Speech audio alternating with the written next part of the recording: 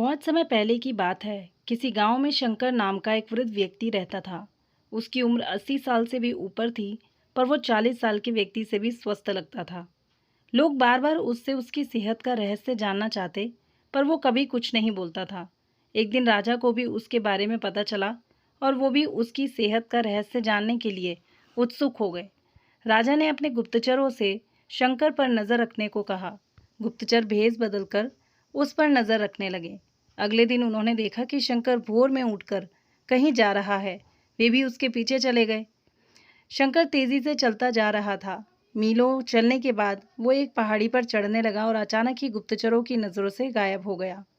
गुप्तचर वहीं रुककर उसका इंतजार करने लगे। कुछ देर बाद वो लौटा। उसने मुट्ठी में कुछ छोटे छोटे फल पकड़ रखे थे और उन्हें खाता हुआ चला जा रहा था। गुप्तचरों ने अंदाजा लगाया कि हो न हो शंकर इन्हीं रहस्यमयी फलों को खाकर इतना स्वस्थ है। अगले दिन दरबार में उन्होंने राजा को सारा किस्सा कह सुनाया। राजा ने उस पहाड़ी पर जाकर उन फलों का पता लगाने का आदेश दिया, पर बहुत खोजबीन करने के बाद भी कोई ऐसा असाधारण फल वहां नहीं दिखा। अंततः थक हार कर राजा शंकर को दरबार में हाजिर करने का हुक्म दिया। राजा: शंकर, इस उम्र में भी तुम्हारी इतनी अच्छी सेहत देखकर हम प्रसन्न हैं। बताओ, तुम्हारी सेहत का रहस्य क्या है? शंकर कुछ देर सोचता रहा और फिर बोला, महाराज, मैं रोज पहाड़ी पर जाकर एक रहस्यमय फल खाता हूँ। वही मेरी सेहत का रहस्य है। ठीक है, चलो, हमें भी वहां ले चलो और दिखाओ वो कौन सा फल है। सभी लोग पहाड़ी की ओर चल दिए। वहां पहुंचकर शंकर उन्हें एक पेड़ के पास ले गया और उसके फलों को दिखाते हुए बोला, हुजूर, यही वो फल है जिसे मैं रोज खाता हूँ। राजा क्रोधित हुए बोले, तुम हमें मूर्ख समझते हो? यह फल हर रोज हजारों लोग खाते हैं, पर सभी तुम्हारी तरह सेहतमंद क्यों नहीं है?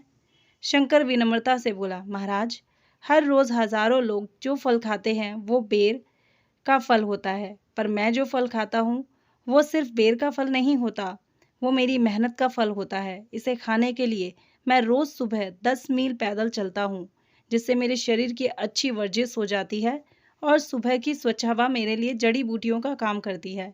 बस यही मेरी सेहत का रहस्य है। राजा शंकर की बात समझ चुके थे। उन्होंने शंकर को स्वर्ण मुद्राएं देते हुए सम्मानित किया और अपनी प्रजा को भी शारीरिक श्रम करने की नसीहत दी। मित्रों, आज टेक्नोलॉजी ने हमारी जिंदगी बिल्कुल आसान बना दी है। पहले हमें छोटे बड़े सभी कामों के लिए घर से निकलना ही पड़ता था, पर आज हम इंटरनेट के माध्यम से घर बैठे बैठे ही सारे काम कर लेते हैं। ऐसे में जो थोड़ा बहुत फिजिकल एक्टिविटी के मौके होते थे वो भी खत्म होते जा रहे हैं और इसका असर हमारी सेहत पर भी साफ दिखाई दे रहा है। WHO के मुताबिक आज दुनिया में 20 साल से ऊपर के 35% लोग ओवरवेट हैं और 11% ओबेस हैं। ऐसे में ज़रूरी हो जाता है कि हम अपनी सेहत का ध्यान रखें और रोज़मर्रा के जीवन में शारीरिक श्रम को महत्व दें। तो दोस्तों, ये कहानी कैसी लगी कमेंट सेक्शन में ज़रूर बताना। वीडियो को लाइक, चैनल को सब्सक्राइब करना ना भूलना। धन्यवाद।